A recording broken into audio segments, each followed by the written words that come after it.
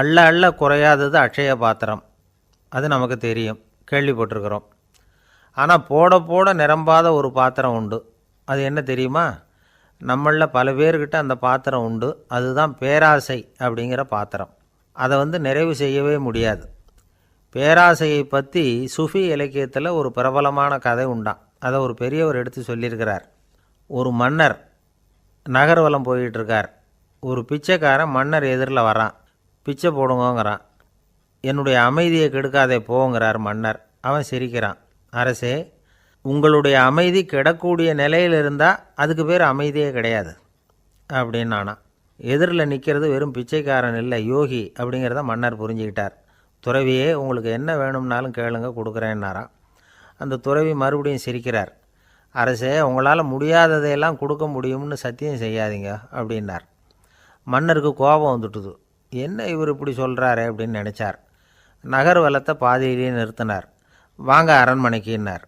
துறவியை அழைச்சிக்கிட்டு அரண்மனைக்கு வந்துட்டார். துறவி தன்கிட்ட இருந்த பிச்சை பாத்திரத்தை நீட்டினார். இது நிறைய எனக்கு பொற்காசுகள் வேணும் அப்படின்னாராம். அவ்வளவு தானா, இது ஒரு பெரிய காரியமா அப்படின்னு கையை தட்டினாராம் மன்னர். ஒரு பெரிய தாம்பாளம் நிறைய பொற்காசுகள் வந்து சேர்ந்தது. அதை அள்ளி போட்டார். போட போட அந்த பிச்சை பாத்திரம் நிரம்பவே இல்லை. பொற்காசுகள் போட போட அவ்வளவையும் உள்ளே வாங்கிக்கிட்டே இருக்குது. அரசாங்க கஜானாவே காலி ஆகிட்டுது. மூட்டை மூட்டையாக பொற்காசுகளை கொட்டி பார்த்துட்டாங்க. அது முழுங்கிக்கிட்டே இருக்குது. கடைசி வரைக்கும் அந்த பிச்சை பாத்திரம் நிரம்பவே இல்லை. அரசர்கிட்ட இருந்த கர்வம் போயிட்டுது. அப்படியே பொத்துன்னு துறவி காலில் விழுந்தார். அப்போ அந்த துறவி சொன்னாராம், மன்னா, இந்த பிச்சை பாத்திரத்தை உங்களால் மட்டும் இல்லை, வேறு யாராலையும் நிரப்ப முடியாது. அதுக்கு என்ன காரணம்னா, இது சாதாரண பிச்சை பாத்திரம் இல்லை, பேராசைகளோடு வாழ்ந்து செத்துப்போன ஒரு மனிதனின் மண்டை ஓடுது அப்படின்னாராம். பாருங்கள், இதுதான் அந்த சுஃபி இலக்கிய கதை.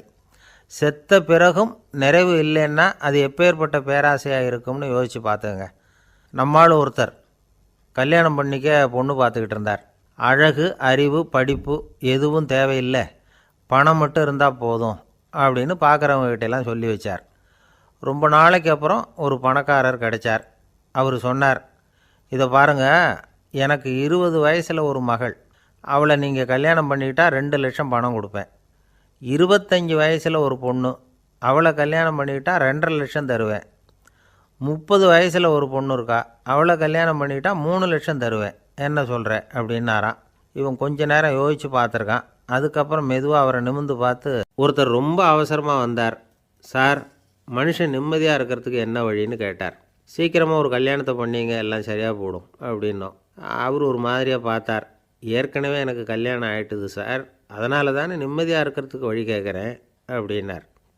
சரி, இவர் ஒரு மாதிரியான கேஸ் அப்படின்னு நினச்சிக்கிட்டு நம்மக்கிட்ட இருந்த ஒரு சின்ன புத்தகத்தை அவர்கிட்ட தூக்கி கொடுத்தோம். இதை படித்து பாருங்கன்னு. கல்யாணத்துக்கு பிறகும் சந்தோஷமாக இருக்கிறதுக்கு என்ன வழி அப்படிங்கிற கேள்விக்கு அந்த புத்தகத்தில் விளக்கம் இருந்தது. கணவன் மனைவிக்குள்ளே சிக்கல் வராமல் இருக்கிறதுக்கு அதில் சில வழிகளை சொல்லி கொடுத்துருக்குறாங்க. அதெல்லாம் என்னென்ன அப்படிங்கிறத இப்போ பார்க்கலாமா? குடும்பம்னு இருந்தால் கோபம் வரதான் செய்யும். அது வந்துட்டு போட்டும் பரவாயில்ல. ஆனால் அந்த கோபம் ஒரே நேரத்தில் 2 பேருக்கும் வந்துடாமல் பார்த்துக்கணும். ஒரு சமயத்தில் யாராவது ஒருத்தர் தான் கோபப்படணும், அடுத்தவங்க அமைதியாக இருக்கணும். அதுக்கப்புறம் இவர் அமைதியான உடனே அவங்க ஆரம்பிச்சிக்கலாம். கோபமாக ஏதாவது சொன்னால் உடனே கோபமாக பதில் சொல்லக்கூடாது. கொஞ்சம் பொறுத்து கோபம் தீர்ந்த உடனே அந்த பதிலை சொல்லலாம். அப்போ பதில் கோபமாக இருந்தால் கூட அது அவ்வளோ பெருசாக தெரியாது. அற்ப விஷயத்துக்கெல்லாம் காய்ச்சி மூச்சுன்னு கத்திக்கிட்டு இருக்கக்கூடாது. உங்கள் 2 பேருக்குள்ளே ஒரு தர்க்கம் ஆரம்பமாயிட்டுதுன்னு வச்சுக்கோங்க. கடுமையாக 2 பேரும் விவாதம் பண்ணுறீங்க. உங்களில் ஒருத்தர் இதில் ஜெயிக்கணும்னா அது நீங்களாக இருக்க வேணாம், அடுத்தவங்க ஜெயிக்கிறதுக்கு நீங்கள் துணையாக இருங்களேன். அப்படின்னா நீங்கள் கொஞ்சம் விட்டு கொடுக்கணும், அவ்வளோதான். ஏதாவது குத்தம் சொல்லணுமா, செஞ்ச தப்பை சுட்டி காட்டணுமா, விமர்சனம் பண்ணணுமா, பண்ணுங்க, வேணான்னு சொல்லலை. ஆனால் சொன்னதை அப்படி சொல்கிறத கொஞ்சம் அன்பாக இதமாக சொல்லுங்கள். எப்போது நடந்த தவறுகளையெல்லாம் இப்போ போய் மறுபடியும் ஞாபகப்படுத்திகிட்டு இருக்க வேண்டாம். நான் அப்போவே சொன்னேன் இந்த புடவை வேணாம்னு, நீங்கள் தான் கேட்கல, இப்போ பாருங்கள் கிழிஞ்சு போச்சு இப்படின்னு கத்துனாங்க ஒரு அம்மா. எப்போ சொன்னீங்கன்னு கேட்டால் ஒரு 10 வருஷத்துக்கு முன்னாடி தீபாவளி சமயத்தில் அப்படிங்கிறாங்க. அது என்ன இன்னும் அப்படியே புதுசாகவே இருக்கும்? உங்களுக்கு அவர் தான் பெருசு, அவருக்கு நீங்கள் தான் பெருசு. அதை விட இந்த உலகத்தில் வேறு எதுவும் முக்கியம் இல்லைன்னு நினைக்கணும். நீ தான் என்னுடைய உலகம்னு எத்தனை தடவை சொல்லியிருப்பீங்க. அதெல்லாம் வெறும் வசனமாக போயிடக்கூடாது. ஏதாவது ஒரு பிரச்சனையை பற்றி கடுமையாக விவாதம் பண்ணிக்கிட்டு இருக்கீங்க, அதை அப்படியே பாதியில் விட்டுட்டு படுக்கைக்கு போயிடக்கூடாது. சொச்சத்தை நாளைக்கு பேசிக்கலாம்னு. அப்படி போனால் தூக்கம் வராது. பிரச்சனையை ஒரு முடிவு பண்ணிக்கிட்டு அதுக்கப்புறமா தூங்க போகணும். ஒரு நாளில் ஒரு தடவையாவது உங்கள் ஜோடியை பாராட்டி நல்ல விதமாக கனிவாக ஒரு வார்த்தை சொல்லணும் அப்படின்னு தீர்மானம் பண்ணிங்க. ஏதாவது தப்பு பண்ணிவிட்டிங்கன்னா பரவாயில்ல, அதை ஒத்துக்கிறதுக்கும் மன்னிப்பு கேட்குறதுக்கும் தயாராக இருக்கணும். அது ஒன்றும் கேவலம் கிடையாது. வீட்டுக்குள்ளே தானே கேட்க போகிறீங்க, வெளியில் யாருக்கு தெரிய போகுதோ. எப்படியோ உங்களுக்குள்ளே ஒரு சமரசம் ஆனால் சரி தான். ஒரு தகராறுன்னு எடுத்துக்கிட்டால் குறைஞ்சபட்சம் அதுக்கு 2 பேர் தேவை. தனியாகவே உட்காந்துக்கிட்டு நான் இப்போ தகராறு பண்ணிகிட்ருக்கிறேன் அப்படின்னு யாரும் சொல்ல முடியாது. 2 பேர் தகராறு பண்ணுறாங்கன்னா பொதுவாக அந்த 2 பேரில் யார் அதிகமாக பேசுகிறாங்களோ அவங்க பேரில் தான் தப்பு இருக்கும். அதை மனசில் வச்சுக்கணும். இதெல்லாம் தான் அந்த புத்தகத்தில் போட்டிருக்கிற வழிமுறைகள். இவ்வளவும் சரியாக வரலைன்னா அப்புறமா சொல்லுங்கள், வேறு புத்தகம் ஏதாவது இருக்கான்னு தேடுவோம். ஒரு கணவன் தன்னுடைய மனைவியை அழைச்சிக்கிட்டு ஒரு மனோதத்துவ டாக்டர்கிட்ட வந்தாராம். டாக்டர், எங்களுக்கு கல்யாணம் ஆகி 30 வருஷ காலமாக நாங்கள் ஒரு விஷயத்தில் கூட ஒத்து போனதில்லை அப்படின்னு ஆரம்பித்தார். உடனே அந்த அம்மா குறுக்கிட்டு, அது 30 வருஷம் இல்லை, 32 வருஷம் அப்படின்னாங்களாம். ஒருத்தர் இருக்கார், நல்ல உத்தியோகத்தில் தான் இருக்கிறார். ஆனால் எப்போ பார்த்தாலும் முகத்தை வெறுப்பாக வச்சுருப்பார். அப்படியே வருவார் போவார். ஏன் சார் இப்படி இருக்கிறீங்க அப்படின்னு விசாரித்தோம். ஏன்டா இந்த வேலைக்கு வந்தோம்னு இருக்குது சார் அப்படின்னார். உங்கள் வேலை உங்களுக்கு பிடிக்கலையா அப்படின்னு கேட்டோம். இல்லைன்னார். இப்படிப்பட்டவங்க வெற்றிகரமான வாழ்க்கை வாழ முடியாது. இது நிபுணர்கள் கருத்து. வேலையை நேசிக்க தெரிந்தவர்கள் வெற்றி பெறுவார்கள் அப்படிங்கிறாங்க அவங்க. எந்த துறையாக இருந்தாலும் சரி, அந்த துறையில் வெற்றிகரமாக இருக்கிறவங்கள விசாரித்து பாருங்கள். எனக்கு என்னுடைய வேலை ரொம்ப பிடிக்கும் அப்படின்னு சொல்கிறவங்களாக தான் இருப்பாங்க. அப்படி இருந்தால் தான் அது வெற்றிகரமாக இருக்க முடியுது அவங்களால. ஒருத்தனுக்கு பிடித்தமான பொழுதுபோக்கே அவனுடைய தொழிலாக இருந்துட்டுதுன்னா அவனை மாதிரி கொடுத்து வச்சவன் வேறு யாரும் இல்லை அப்படிங்கிறார் பெர்னாட் ஷா. ஒரு தடவை மன்னர் ஹுமாயூன் உயிரை தண்ணீர் மொண்டு ஊற்றுகிற தொழிலாளி ஒருத்தர் காப்பாற்றினாராம் அந்த ஹுமாயூன் உயிரை. உடனே மன்னர் கேட்டிருக்கார், உனக்கு என்ன வேணும்னாலும் கேளு தரேன், உயர் பதவி வேணுமா அப்படின்னு கேட்டாராம். மன்னா, மக்களின் தாகம் தீர்க்கக்கூடிய இந்த பணியை விட உயர்ந்தது உண்டா அப்படின்னாராம் அந்த தொழிலாளி. அவரால் அவருடைய வேலையை நேசிக்க முடிஞ்சுது, அதனால் மகிழ்ச்சியாக இருக்க முடிஞ்சுது. நாமெல்லாம் அப்படி இல்லை. வேலை கிடைக்கிற வரைக்கும் கிடைச்சா போதும் அப்படின்னு இருக்கோம். கிடைச்சதுக்கப்புறம் ஏன்டா இந்த வேலைக்கு வந்தோம்னு ரொம்பவும் அழுத்துக்குவோம். சரி, நாம் இருக்கிற இடத்துல நாம் வெற்றிகரமாக இருக்க வழி உண்டா அப்படின்னா உண்டுன்னு சொல்கிறாங்க. அதாவது மன இயல் நிபுணர்கள் இருக்கிறாங்க இல்லையா, அவங்க அதுக்கு முக்கியமாக 6 வழிகள் சொல்கிறாங்க. நீங்கள் ஒரு அலுவலகத்தில் வேலை பார்க்குறவரா அப்படின்னா இதை கேளுங்க. அதாவது உங்கள் மேலதிகாரி எதிர்பார்ப்புக்கு தகுந்த மாதிரி உங்கள் வேலை இருக்குதா? அப்படி இல்லைன்னா முதல்ல உங்கள் வேலையின் தரம் உயரணும். உங்களுக்கு மேலே கீழே வேலை பார்க்குற பணியாளர்கள்கிட்ட நல்ல விதமாக பழகிறீங்களா? அந்த உறவு முறையில் ஏதாவது குறை இருந்தால் அதை கண்டுபிடிச்சி சரி பண்ணுங்கள். நம்பிக்கைக்கு உரியவர் அப்படின்னு நீங்கள் பேர் எடுக்கணும். நீங்கள் எடுக்கிற முடிவு நல்ல முடிவாக தான் இருக்கும் அப்படின்னு அடுத்தவங்க சொல்லணும். உங்கள் தோற்றத்துக்கு முக்கியத்துவம் கொடுங்க. இது மனம் உடல் 2ம் சம்மந்தப்பட்டது. அதனால் மனசையும் ஆரோக்கியமாக வச்சுருக்கணும், உடம்பையும் ஆரோக்கியமாக வச்சுருக்கணும். உங்களுடைய நிர்வாகம் செயல்படுற விதத்தை நல்லா புரிஞ்சு வச்சுக்கணும். உங்களுடைய நிர்வாகம் இப்போ ஒரு காரியம் செய்யுதுன்னு வச்சுங்க, ஏன் அப்படி செய்யுது, எதுக்காக அப்படி செய்யுது, அதனுடைய குறிக்கோள் என்ன, அது நீடிக்கிறதுக்கு காரணம் என்ன, இதையெல்லாம் தெரிஞ்சுக்கணும். சிரிப்புக்கு வஞ்சகம் பண்ணக்கூடாது. நல்லா சிரிக்கணும், அப்போ தான் அது திரும்ப கிடைக்கும். கடந்த கால தோல்வியை பற்றி கவலைப்படக்கூடாது. முதலாளி விருப்பம் தெரிஞ்சு நடந்துக்கிறது நல்லது தான். அதுக்காக காக்கா பிடிக்கணுங்கிற அவசியம் இல்லை. உங்களுக்கு ஒரு பொறுப்பான வேலை கிடைக்குது, உடனே சத்தம் குழப்பம் அப்படின்னு சூழ்நிலையை இறுக்கமாக ஆக்கிடக்கூடாது. எந்த சூழலையும் இயல்பாக கையாளக்கூடியவர் அப்படிங்கிறத காட்டணும். இதெல்லாம் உங்கள் துறையில் நீங்கள் வெற்றி பெற நிபுணர்கள் சொல்கிற யோசனைகள். இவ்வளவு விவரமும் சொல்லிவிட்டு ஒருத்தரை பார்த்து கேட்டோம், இப்போ சொல்லுங்கள், நீங்கள் செய்கிற வேலை உங்களுக்கு பிடிச்சிருக்குதா அப்படின்னோம். ரொம்ப ரொம்ப பிடிச்சிருக்குது அப்படின்னார். சரி, என்ன செஞ்சிகிட்ருக்குறீங்க அப்படின்னு கேட்டோம். சும்மா தான் இருக்கிறேன் அப்படின்னார் அவர். ஒருத்தர் ரொம்ப அவசரமாக போய்கிட்டு இருந்தார். எங்கே சார் போகிறீங்கன்னு கேட்டோம். எனக்கு வேண்டியப்பட்ட ஒருத்தருக்கு குழந்தை பிறந்திருக்கிறதாக செய்தி வந்திருக்கு, அதுதான் ஆஸ்பத்திரிக்கு போயிட்டுருக்கேன், பார்த்துட்டு வரலாம்னு அப்படின்னார். அப்படின்னா கொஞ்சம் இப்படி உட்காருங்க அப்படின்னோம். சில விவரமெல்லாம் சொல்கிறேன், கேட்டுக்கிட்டு போங்க அப்படின்னோம். உட்காந்தார். அப்புறம் சொல்ல ஆரம்பித்தோம். புதுசாக பிறந்திருக்கிற ஒரு குழந்தைய பார்க்க போகிறதுன்னா அது சாதாரண விஷயம் இல்லை. அதில் ரொம்பவும் கவனமாக நடந்துக்கணும். புது குழந்தைக்கு நோய் சுலபமாக தொற்றும். முக்கியமாக காற்று மூலமாக பரவுகிற நோய்கள் சுலபமாக வந்துடும். அதனால் நமக்கு உடம்பு சரியில்லைன்னா குழந்தைய விட்டு கொஞ்சம் தள்ளியே இருக்கிறது தான் நல்லது. பெரியவங்களை பொறுத்த வரைக்கும் சாதாரணமாக உள்ள ஒரு கிருமி கூட குழந்தைய பொறுத்த வரைக்கும் ரொம்ப மோசமான ஒரு கிருமியாக இருக்கும். சில வெளிநாடுகளில் எப்படி தெரியுமா, பிறந்த குழந்தை தூங்கிக்கிட்டு இருக்கிற ஒரு ரூமுக்கு போகணும்னா போகிறவங்க முகமூடி போட்டுக்கணும், காலணிகளை மாற்றிக்கணும், அவ்வளவு சுத்தமாக உள்ளே போய் பார்த்துட்டு வரணும். பொதுவாக சில ஆஸ்பத்திரிகளில் பார்த்திங்கன்னா பார்வையாளர்கள் நேரத்தில் விசிட்டிங் ஹவர்ஸ் தாயை விட்டு குழந்தைய தனியாக பிரித்து வச்சுருவாங்க. எதுக்குன்னு நினைக்கிறீங்க? அந்த நேரம் பல பேர் வருவாங்க போவாங்க. அவங்க கை கால் சுத்தமாக இருக்காது. சுத்தம் இல்லாத கைகள் மூலமாக கிருமிகள் பரவும். சுத்தம் இல்லாத கைன்னா மண்ணு தூசி படிஞ்சிருக்கிற கை மட்டும் தான் அர்த்தம் இல்லை. சாலையில் கையை வீசிக்கிட்டு நடந்து வர்றீங்க, குழந்தைய பொறுத்த வரைக்கும் அது கூட சுத்தம் இல்லாத கை தான். தாயை தவிர மற்றவங்க குழந்தைய தூக்காமல் பார்த்துக்கிறது நல்லது. தாய் கூட அளவோடு கொஞ்சிறதோடு நிறுத்திக்கணும். புதுசாக ஒரு குழந்தைய பெற்றுருக்கிற பொண்ணுக்கிட்ட மற்ற தாய்மார்கள் ஏதாவது சொல்லிக்கிட்டே இருப்பாங்க. குழந்தைய அப்படி வளர்க்கணும் இப்படி வளர்க்கணும் அப்படின்னு ஏதாவது அட்வைஸ் பண்ணிக்கிட்டே இருப்பாங்க. இப்படி ஓவராக அறிவுரை பண்ணுறது அந்த பொண்ணை குழப்பி விட்டுரும். அதனால் அப்படிலாம் பண்ணக்கூடாது. அந்த பெண்ணே ஏதாவது கேட்டால் கூட டாக்டர் சொல்ல வேண்டிய விவரங்களையெல்லாம் நாமே சொல்லிகிட்டு இருக்கக்கூடாது. புதுசாக பிறந்திருக்கிற குழந்தைய மட்டும்தான் இப்படி பார்க்கணும்னு இல்லை. ஒரு நோயாளி குழந்தைய பார்க்க போகிறதுனா கூட ரொம்ப எச்சரிக்கையாக தான் நடந்துக்கணும். ஒரு தின்பண்டமோ விளையாட்டு சாமானோ அந்த குழந்தைக்கு நாம் வாங்கிட்டு போகிறதா வச்சுக்குவோம்.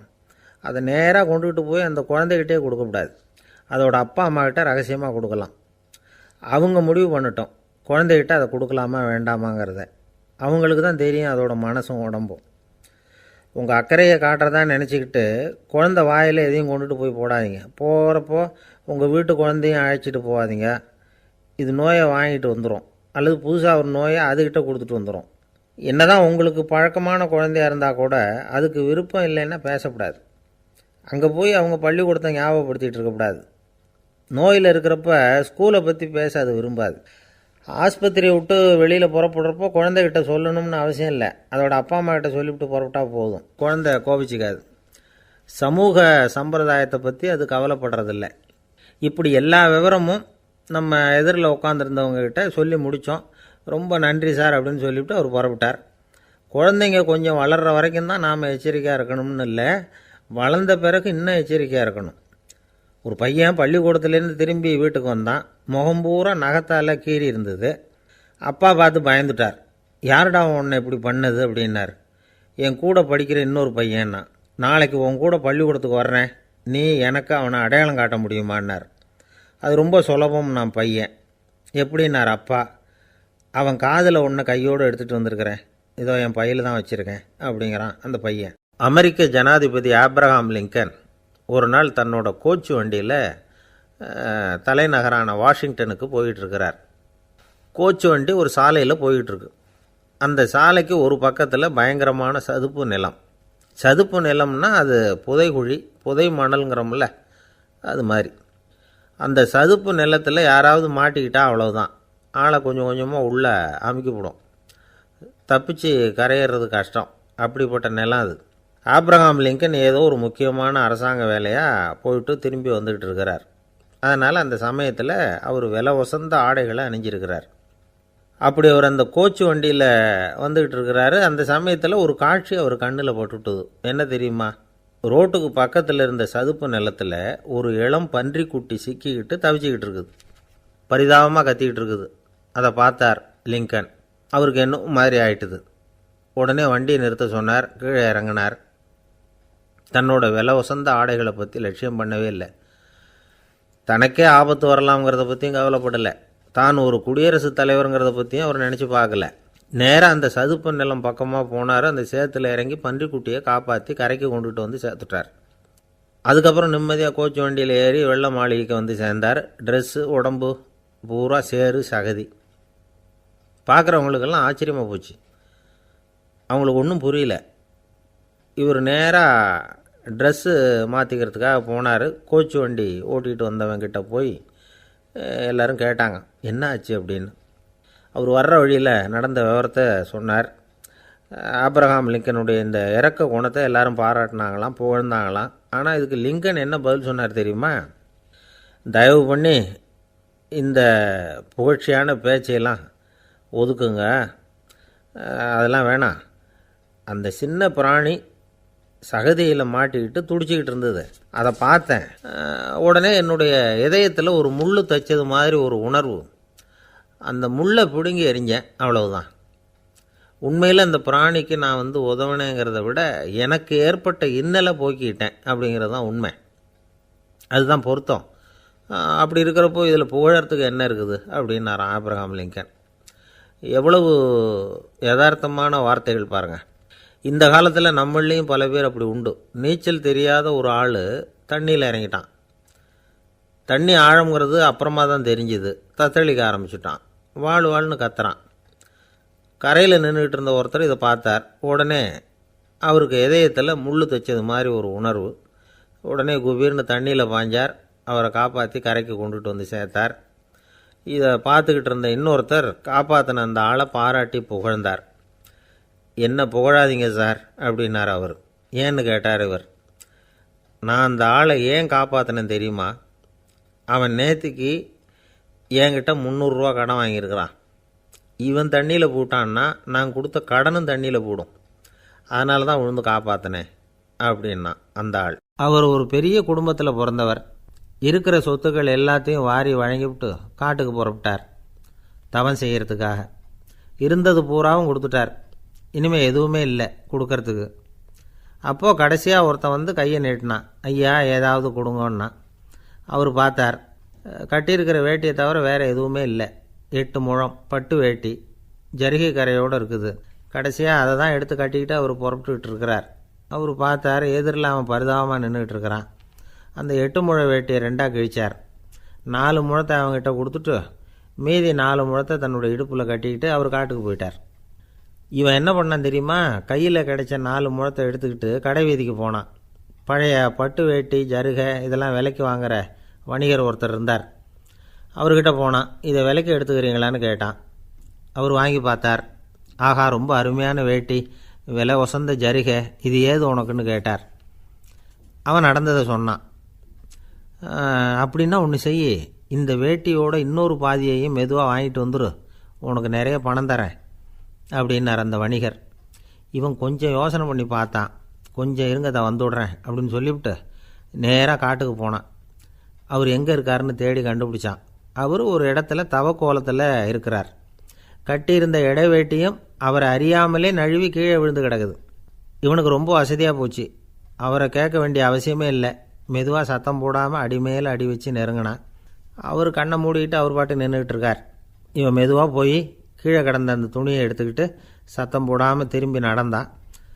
அப்படி கொஞ்சம் தூரம் நடந்திருப்பான். அப்படி ஓட ஆரம்பிக்கிற சமயத்தில் அவன் காலில் கீழே கிடந்த முள் ஒன்று நறுக்குன்னு தைச்சி விட்டுது. வலி தாங்க முடியாமல் அம்மான்னு கத்திவிட்டான். இந்த சத்தத்தினால கண்ணை மூடி நின்றுக்கிட்டு இருந்த அவர் தவம் கலைஞ்சிது. மெதுவாக கண்ணை திறந்து பார்க்குறார். தன் இடையில் இருந்த வேட்டி அவன் கையில் இருக்குது. இப்போது அவர் நினைக்கிறாராம், இந்த வேட்டி மேலே நான் வச்ச ஆசை அல்லவா அவனை திருடன் ஆக்கிவிட்டுது அப்படின்னு நினச்சாரான். இது எப்பேற்பட்ட மனநிலைங்கிறத கொஞ்சம் யோசிச்சு பாருங்கள். தான் ஒரு பொருள் மேலே வைத்த பற்று இன்னொரு மனிதன் திருடனாக ஆகிறதுக்கு காரணமாயிட்டுதே அப்படின்னு நினைக்கிறார். அப்படி நினச்ச அவர் யார் தெரியுமா? அவர் தான் மகாவீரர். இழந்துட்டேங்கிறியே, நீ என்னத்தை கொண்டு வந்த இங்கே இழக்கிறதுக்கு? நீ என்னத்தை உண்டாக்குன இது அழிஞ்சுட்டுதுன்னு சொல்கிறதுக்கு? இது அவருடைய சிந்தனை. இன்றைக்கி நம்ம சிந்தனையெல்லாம் வேறு மாதிரி இருக்குது. ஒருத்தன் நடுத்தெருவில் உட்காந்து அழுதுகிட்டு இருந்தான். அந்த வழியாக வந்தவர் கேட்டார், ஏன்ப்பா அழற அப்படின்னு கேட்டார். 5 ரூபா சார், இந்த இடத்துல விழுந்துட்டுது, ரொம்ப நேரமாக தேடுறேன், கிடைக்காது போல இருக்கு அப்படின்னா. எப்போ தொலைஞ்சுது அப்படின்னு கேட்டார். அது எனக்கு தெரியாது சார், பணத்தை தொலைச்சவன் தேடி பார்த்துட்டு போயிட்டான், நான் அவனுக்கு பின்னாடி தேட வந்தவன் அப்படின்னு சொல்லிவிட்டு மறுபடியும் தேட ஆரம்பிச்சானா. அன்பாக இருக்கணும்னு அநேக பெரியவங்க சொல்லியிருக்கிறாங்க. நாமளும் அதை கேட்டுவிட்டு அன்பு காட்டுறதுக்கு தயாராக தான் இருக்கிறோம். அதை வாங்கிறதுக்கு தான் ஆளை காணும். இருந்தாலும் அன்பில் எத்தனையோ வகை உண்டு. அதை சரியாக புரிஞ்சுக்கிட்டு அதுக்கப்புறம் அன்பு காட்ட ஆரம்பிக்கணும். வகையை புரிஞ்சிக்காமல் அன்பு காட்டினா வம்புல மாட்டிக்க வேண்டியது தான். அன்புன்னா சாதாரணமாக நினச்சி விடாதீங்க. அதில் எவ்வளவு விதம் தெரியுமா? இரக்கம், கருணை, காருண்யம், பந்துத்துவம், பட்சம், பாசம், நேசம், விசுவாசம், அபிமானம், காதல், பக்தி, இப்படி பல விதமாக அதை பற்றி சொல்லி வச்சிருக்கிறாங்க பெரியவங்க. இந்த வார்த்தைகள்லாம் நாம் கேள்விப்பட்டது தான். இருந்தாலும் அதுகளுக்குள்ளே என்ன வித்தியாசம்னு கேட்டால் சரியாக சொல்ல தெரியாது. அதனால் இந்த வார்த்தைகளுக்கெல்லாம் பெரியவங்க என்ன விளக்கம் சொல்கிறாங்கன்னு இப்போ பார்க்கலாம். எளியவர்கள் மேலே செலுத்துகிற அன்பு இருக்கு பாருங்கள், அதுக்கு இரக்கம்னு பேர். அறிவு பலம், சரீர பலம், இது ரெண்டும் இல்லாதவங்க மேலே, அதாவது வலிமையற்றவர்கள் மேலே செலுத்துகிற அன்பு இருக்கு பாருங்கள், அதுதான் கருணை. எறும்புலேருந்து யானை வரைக்கும் சகல ஜீவராசிகள் மேலேயும் காட்டுற அன்புக்கு காருண்யம்னு பேர், ஜீவகாருண்யம். சிபி சக்கரவர்த்தி காட்டின அன்பு இந்த ரகம். உறவினர்கள், சொந்தக்காரங்க, அவங்க வசதியாக இருந்தாலும் வறுமையில் இருந்தாலும் வித்தியாசம் இல்லாமல் காட்டுற அன்பு இருக்கு பாருங்க, அதுக்கு பேர் பந்துத்துவம். ஒரு எஜமானன் வேலையாள்கிட்ட காட்டுற அன்பு இருக்கு பாருங்க, அதுக்கு பேர் தான் பட்சம். அவனும் தன்னை மாதிரி மனுஷன்தாங்கிற நினப்பு வேணும். ஒரு தாய் தன்னுடைய குழந்தை மேலே, ஒரு குழந்தை தன்னுடைய தாய் மேலே செலுத்துகிற அன்புக்கு பாசம்னு பேர். ஈருடல் ஓர் உயிர்னு நினைக்கிறது இது. ராமரும் கௌசலையும் இதுக்கு உதாரணம். தம்மை ஒத்த நண்பர்கள்கிட்ட செலுத்துகிற அன்புக்கு நேசம்னு பேர். வயசு, செல்வம், அந்தஸ்து, இந்த வித்தியாசமெல்லாம் பார்க்காம அவங்க சுக துக்கத்தில் சமபங்கு எடுத்துக்கிறது இது. கிருஷ்ணன் குசேலர்கிட்ட காட்டினது இந்த ரகம். வேலை செய்கிறவன் முதலாளிகிட்ட காட்டுற அன்புக்கு விசுவாசம்னு பேர். தேசத்து மேலேயும் தாய்மொழி பேர்லையும் செலுத்துகிற அன்புக்கு அபிமானம்னு பேர். தேசாபிமானம்னு சொல்கிறோமே, இதுதான். ஒரு கணவன் மனைவி பேரில் காட்டுற அன்புக்கு காதல்னு பேர். கடவுள் பேரில் செலுத்துகிற அன்புக்கு பக்தின்னு பேர். இப்படி அன்புல பல ரகம் இருக்கிறப்போ அதில் உள்ள வித்தியாசம் தெரியாமல் இடம் மாற்றி அன்பு காட்டினா இடைஞ்சல் தான். சரி, இந்த அன்பை பற்றி விஞ்ஞானம் என்ன சொல்லுது தெரியுமா? இதயத்தை பாதுகாக்கிறதுக்கு முக்கியமாக தேவைப்படுற ஒன்று இந்த அன்பு தான்னு சொல்லுது. நெதர்லாந்து விஞ்ஞானிகள் இதை ஆராய்ச்சி பண்ணியே கண்டுபிடிச்சிருக்கிறாங்க. கொஞ்சம் முயல் குட்டிகளை 2 பிரிவாக பிரித்தாங்க. 2 குரூப்புக்கும் கொழுப்பு அதிகமாக உள்ள ஆகாரத்தையே கொடுத்துக்கிட்டு வந்தாங்க. ஆனால் ஒரு குரூப்புக்கு வெறுமன ஆகாரத்தை கொடுத்ததோடு சரி, இன்னொரு குரூப்பு முயல்களுக்கு ஆகாரம் கொடுத்ததோடு நிறுத்திக்கல. அதுக்கு முன்னாடி கூண்டுகளை திறந்து விட்டு முயல்களை கொஞ்ச நேரம் எடுத்து கொஞ்சி விட்டு அதுக்கப்புறமா ஆகாரம் கொடுத்தாராம் ஆராய்ச்சியாளர். இந்த குரூப்புக்கு இதய பாதிப்பு 60% குறைச்சலாக இருந்துதான். சில நோயாளிகளுக்கு ஹார்ட் அட்டாக் வந்தாலும் அதை தாங்கிக்கிட்டு குணமாகிற சக்தி அதிகமாக இருக்குது. இது எப்படின்னு ஆராய்ச்சி பண்ணி பார்த்துருக்குறாங்க. அவங்கெல்லாம் மனைவி தன் பேரில் ரொம்ப அன்பாக இருக்கிறதாக நினைக்கிறவங்களாம் இருக்கிறாங்களாம். இதய நோயாளிகள் பல பேரை சந்தித்து இதய நோய் ஏற்பட என்ன காரணம்னு கேட்டிருக்கிறாங்க. அவங்க சொன்ன காரணம்லாம் சாப்பாடு சம்பந்தமாக இல்லையா, மனைவி அன்பா இல்லை, இப்படிப்பட்ட காரணத்தை தான் சொல்கிறாங்களாம். அதனால் இதயத்தை பாதுகாக்கணும்னு நினைக்கிறவங்க அடுத்தவங்க அன்பாக இருக்கிறது மாதிரி பார்த்துக்குங்க, அதுதான் முக்கியம். ஒருத்தர் முகம் பூரா பிளாஸ்டரி போட்டுக்கிட்டு வந்தார். ரொம்ப கோபமாக, என்னங்க ஆச்சுன்னு விசாரித்தேன். எல்லாம் உங்களால் தான் சார்னார். விவரமாக சொல்லுங்களேன். என்ன, உங்கள் தகவலை கேட்டுட்டு ஒரு பூனைக்குட்டியை கையில் எடுத்தேன், அன்பாக அதை தடவி கொடுக்கறதுக்காக. ஆனால் அது முந்திக்கிட்டது, அது என் முகத்தை தடவி கொடுத்துட்டுது, முகம் பூரா நகை கீறல், அதுதான் இப்படி அப்படின்னார். அன்புல அறிவு சேராததுனால வந்த கோளாறு இது. என்னுடைய நண்பர் ஒருத்தர் ஆழ்ந்த சிந்தனையில் இருந்தார். என்ன யோசனை பண்ணுறீங்கன்னு கேட்டேன். தலைவர் ஆகணும்னு பார்க்குறேன், அதுதான் என்ன வழின்னு யோசிச்சுக்கிட்டு இருக்கேன்னார். நான் கூட அது மாதிரி யோசித்து பார்த்தேன். அதுக்கப்புறம் அந்த யோசனையை கை விட்டுட்டேன் அப்படின்னோம். ஏன்னு கேட்டார். அதுக்கான தகுதிகள் நமக்கு இல்லைங்கிறது புரியுது. அது நமக்கு புரியறத விட நம்ம விட மற்றவங்களுக்கு நல்லா புரிஞ்சு போச்சு. அதனால் பேசாமல் கம்முன்னு இருந்துடுறது தான் நல்லது அப்படின்னோம். தலைவர் ஆகிறதுக்கு தகுதிகள் வேறு உண்டோ அப்படின்னு கேட்டார். அவர் யதார்த்தமாக தான் கேட்குறார். நாங்கள் உடனே எங்ககிட்ட இருந்த ஒரு புஸ்தகத்தை எடுத்து அவர்கிட்ட கொடுத்தோம். படித்து பாருங்கன்னு. தலைவர் ஆகிறதுக்கு என்ன வழி அப்படிங்கிறத பற்றி அதில் போட்டிருக்கிறாங்க. முதல் வழி என்ன தெரியுமா? ஒரு 4 பேர் முன்னாடி இல்லைன்னா ஒரு கூட்டத்துக்கு முன்னாடி நீங்கள் பேச போகிறீங்க. அப்போ எப்படி ஆரம்பிக்கணும்னா, உண்மையான புகழ்ச்சி, நேர்மையான பாராட்டு, இதோடு ஆரம்பிக்கணும். எடுத்ததுமே அது சரியில்லை இது சரியில்லைன்னு பேசிகிட்டு இருக்கக்கூடாது. மக்களை பார்த்து நீங்கள் தான் தப்பு பண்ணிவிட்டீங்க அப்படின்னு நேரடியாக சொல்லக்கூடாது. தவறு இருந்தாலும் அதை மறைமுகமாக ஏதாவது கதை சொல்லி அதிலிருந்து அவங்க புரிஞ்சுக்கிற மாதிரி செய்யணும்.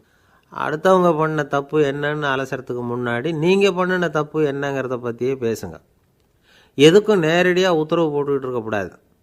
இதை நீங்கள் செய்யணும் அப்படின்னு சொல்கிறதுக்கு பதிலாக நீங்கள் இப்படி செஞ்சால் எப்படி இருக்கும் அப்படின்னு கேள்வி மாதிரி கேட்கணுமா. இப்படி கேட்டால் அது உத்தரவு மாதிரி தெரியாதான். அடுத்தவங்க மரியாதையை காப்பாற்றுறது மாதிரி பேசணுமா.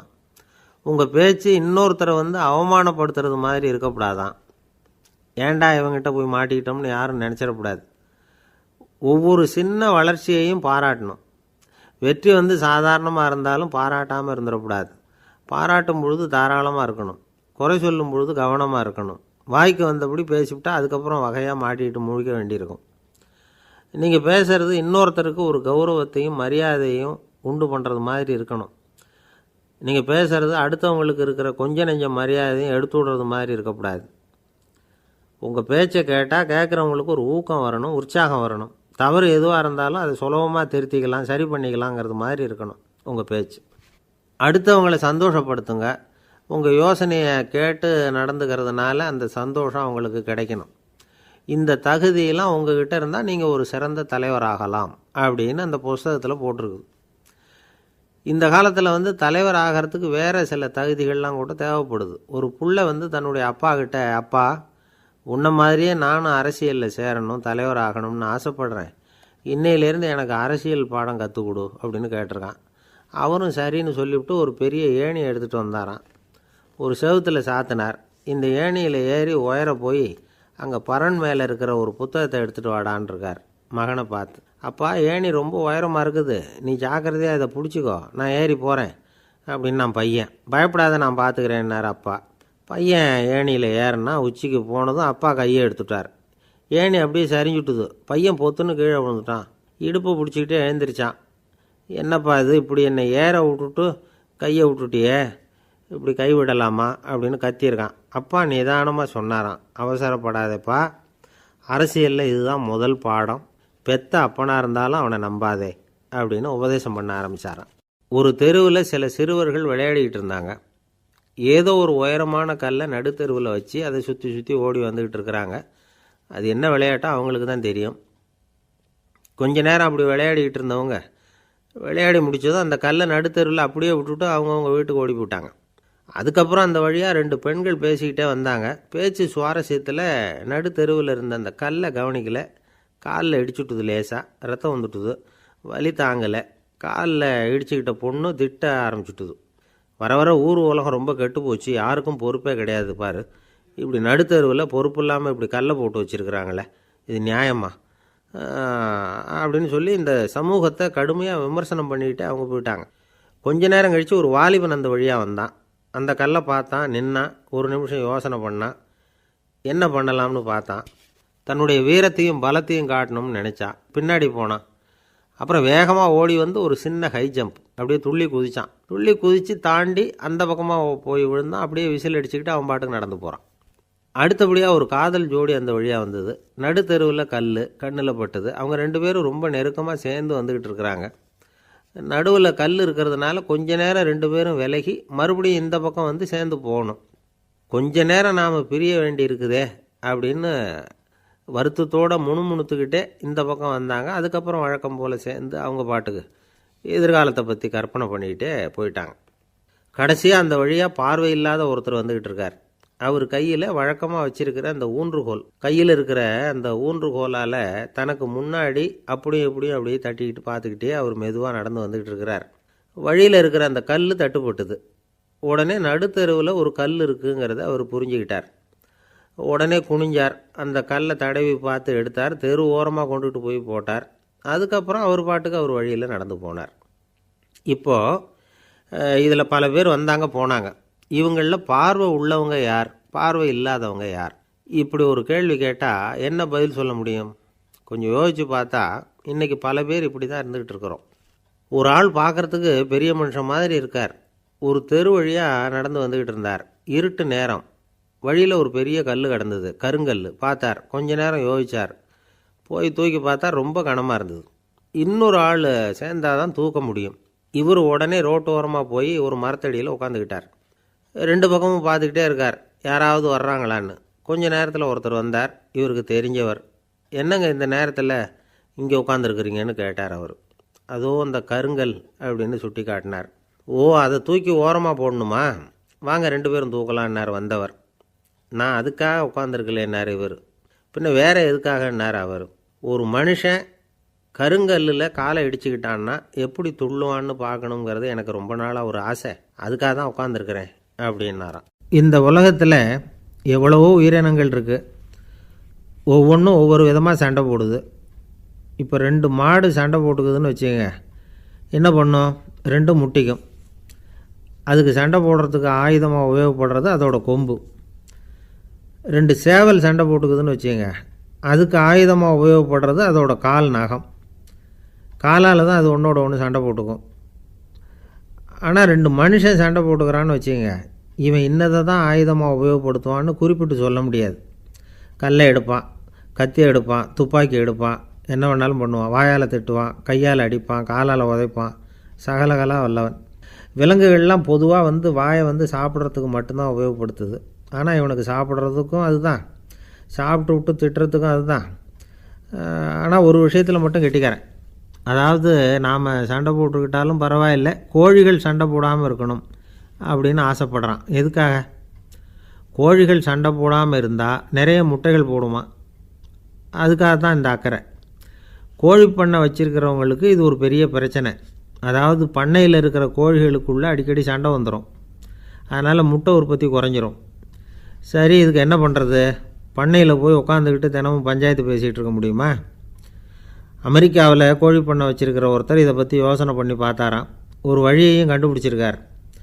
கோழிக்கெல்லாம் மூக்கு கண்ணாடி மாட்டி விட்டுட்டோம்னா அது சண்டை போடுற குணம் குறைஞ்சிரும், முட்டை அதிகமாகிடும். அந்த கண்ணாடியில் உள்ள லென்ஸு சிவப்பு நிறத்தில் இருக்கணும், அவ்வளவுதான் அப்படின்னு அவர் கண்டுபிடிச்சாராம். இது ஏற்கனவே நடைமுறையில் கண்டுபிடிக்கப்பட்ட ஒரு விஷயம். ஆனால் எல்லா கோழிக்கும் சிவப்பு மூக்கு கண்ணாடி எப்படி மாட்டி விடுறது? அப்படியே மாட்டி விட்டாலும் அது நழுவாமல் இருக்கணுமே. இப்போ நாமெல்லாம் நடு விரலால் மூக்கு கண்ணாடி நடுவில் தொட்டு அப்படி ஸ்டைலாக சரி பண்ணிக்கிறோம். அது மாதிரி கோழி எப்படி சரி பண்ணிக்கும்? இதுதான் பிரச்சனை. இதுக்கு அவர் என்ன வழி கண்டுபிடிச்சாருன்னா, கோழிக்கெல்லாம் மூக்கு கண்ணாடிக்கு பதிலாக விழியொட்டு வில்லைகள், காண்டாக்ட் லென்ஸ், அதை பொருத்தி விட்டா என்ன அப்படின்னு யோசனை பண்ணார். அதே மாதிரி பண்ணார். அதே மாதிரி செஞ்சு பார்த்தார், வெற்றி. அதுக்கப்புறம் கோழியெல்லாம் சண்டை போட்டுக்கலையாம், சமாதான பிரியர்கள் ஆகிட்டு தான். கோழிகளுக்கு இயல்பாகவே சண்டை போடுற குணம் உண்டு. ஆனால் அதோட கண்ணுக்கு பார்க்குற பொருள்லாம் ரோஜா நிறத்துலையோ அல்லது இன்னும் சொல்லப்போனால் அழுத்தமான சிவப்பு நிறத்துலையோ தெரிஞ்சதுன்னா சண்டை போடுற குணம் குறைஞ்சிருதான். அந்த சமயத்தில் அது அதிகமாகவும் முட்டையிட ஆரம்பிச்சுடுதான். அதே நேரத்தில் இறை எடுக்கிறத கூட குறைச்சிக்குதான். இது ஏன் இப்படி பண்ணுதுங்கிறது விஞ்ஞானிகளுக்கு இன்னமும் புரியலையா. எப்படியோ அமெரிக்க கோழிகள்லாம் காண்டாக்ட் லென்ஸ் பொருத்திக்க ஆரம்பித்தாச்சு. கோழி கழுத்தை பிடிச்சிக்கிட்டு ஒரு சில வினாடிகளில் அதை பொருத்தி விட்றாங்களாம். கோழியோட ஆயுள் பூரா அது அப்படியே இருக்குமா. பண்ணையில் முட்டை உற்பத்தி குறைஞ்சா இது மாதிரி விஞ்ஞானபூர்வமாக பரிகாரம் தேடுறது தான் நல்லது. நமக்கு வேண்டியப்பட்ட ஒருத்தர், அவர் ஒரு கோழி பண்ணை வச்சுருந்தார். அந்த பண்ணையில் பாதி கோழி திடீர்னு செத்து போச்சு. உடனே ஒரு கால்நடை மருத்துவர்கிட்ட போக வேண்டியது தானே. அங்கே போகல. உள்ளூரில் மந்திரம் பண்ணிகிட்டு இருந்த ஒரு சாமியார்கிட்ட போனார். அவர் காலில் விழுந்தார். சாமி, என் பண்ணையில் பாதி கோழி செத்து போட்டுதுன்னார். சாமியார் யோசனை பண்ணார். சரி, பண்ணையில் வாசப்படி கிழக்கு பக்கமாக வச்சுருக்கியா மேற்கு பக்கமாக வச்சுருக்கியான்னு கேட்டார். கிழக்கு பக்கமாக இருக்குன்னார் அவர். அதுதான் தப்பு, மேற்கு பக்கமாக அதை மாற்று, சரியாக போடும்னாராம். அதே போல் இவர் போய் மாற்றிவிட்டார். அப்பவும் பாதி செத்து போச்சு. மறுபடியும் சொன்னார், சாமி மறுபடியும் பாதி கோழி செத்து போட்டுதேன்னார். சரி, கூரை எப்படி போட்டிருக்க? ஓடு போட்டிருக்கியா இல்லை கீத்து போட்டிருக்கியான்னார். ஓடு போட்டிருக்கேன்னாராம் அவர். அதுதான் தப்பு, கீத்து போட்டுரு, சரியாக போடும்னாராம். சரின்னு போய் அதையும் மாற்றி பார்த்தார். மறுபடியும் போயிட்டுது, கோழி செத்து போச்சு. வந்தார். மறுபடியும் பாதி செத்து போச்சு சாமின்னு வந்தார். இவரும் யோசனையை மாற்றி மாற்றி சொல்லிகிட்டே இருக்கிறார். இப்படி அவரும் மாற்றி மாற்றி பார்த்தார்.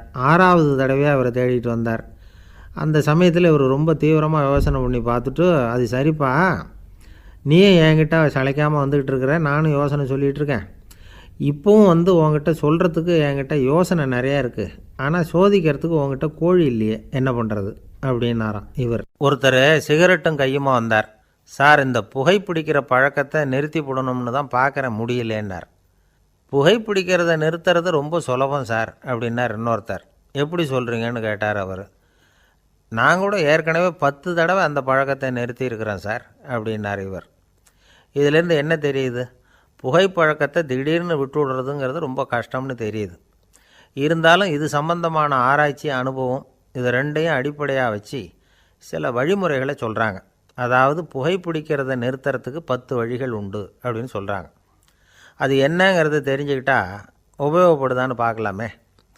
முதல் கருத்து என்னன்னா, கொஞ்ச நாளைக்கு புகைப்பிடிக்கிற நண்பர்களை விட்டு விலகி இருக்கணும். இதனால் புகைப்பிடிக்கிற ஆசை குறையும். அந்த பழக்கத்தை மறுபடியும் ஆரம்பிக்கப்படாதுங்கிற எண்ணம் உறுதிப்படும். ரெண்டாவது கருத்து, புகைப்பிடிக்கிறதை எதிர்த்து தீவிரமாக பிரச்சாரம் செய்ய ஆரம்பிச்சிடணும். அது அடுத்தவங்களுக்கும் உபயோகப்படும், உங்களுக்கும் உபயோகப்படும். உங்கள் உள்ளுணர்வை அது தூண்டும், உங்களை உறுதி கொள்ள வைக்கும். மூன்றாவது கருத்து என்னென்னா, தினமும் 2 தடவை குளிக்கணும். எப்படி தெரியுமா? முதல்ல வெது வெதுப்பான தண்ணீர், அப்புறம் குளிர்ந்த தண்ணீர், இப்படி மாறி மாறி குளிக்கணுமா.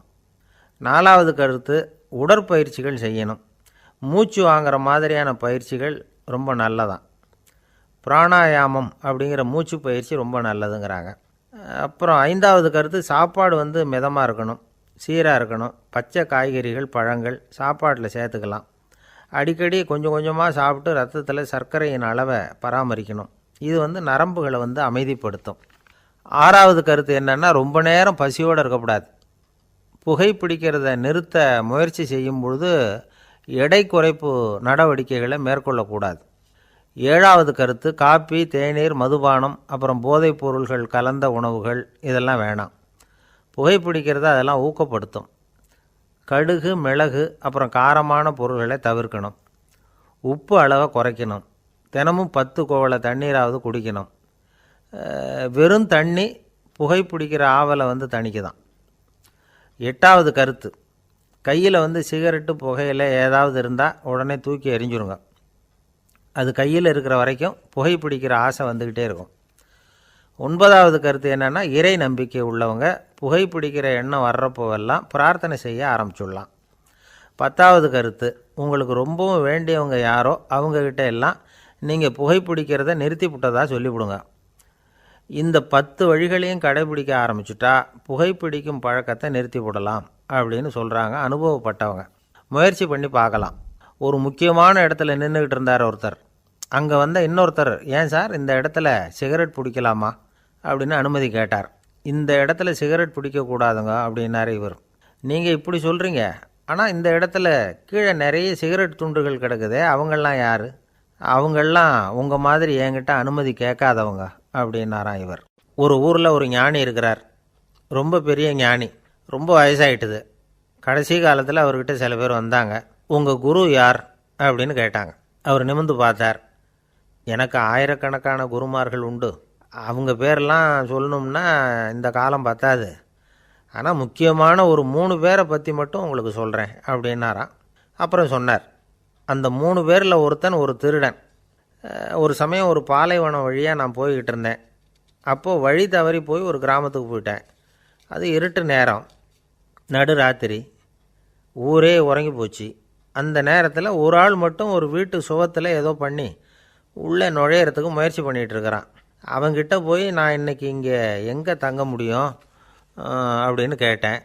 அதுக்கு அவன், இந்த ராத்திரி வேளையில் அது ரொம்ப சிரமம், ஒரு திருடனோட உங்களால் தங்க முடியும்னா நீங்கள் என்னோட தங்கலாம் அப்படின்னா. நான் அவங்க கூட 1 மாதம் தங்கியிருந்தேன். ஒவ்வொரு நாள் ராத்திரியும் இப்போ நான் என்னுடைய வேலைக்கு போகிறேன், நீங்கள் ஓய்வு எடுத்துக்கோங்க அப்படின்னு சொல்லிவிட்டு போவான். அவன் திரும்பி வந்த உடனே உனக்கு ஏதாவது கிடச்சிதான்னு நான் கேட்பேன்.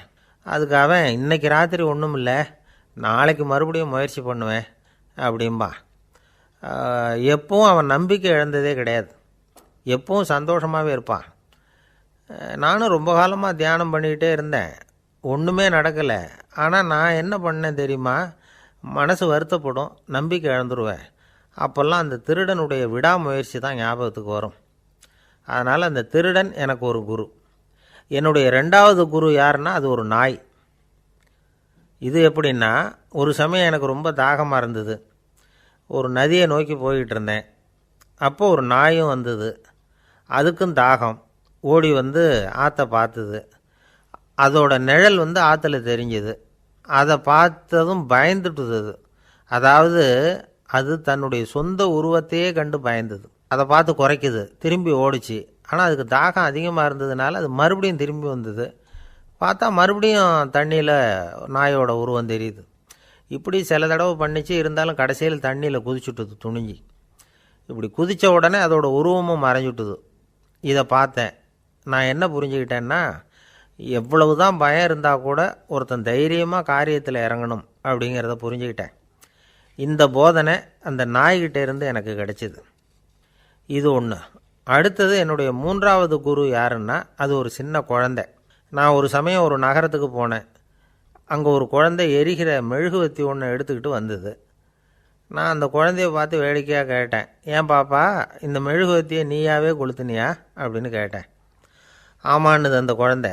சரி, இந்த மெழுகுவத்தி முன்னாடி எரியாமல் இருந்தது, இப்போ எரியுது.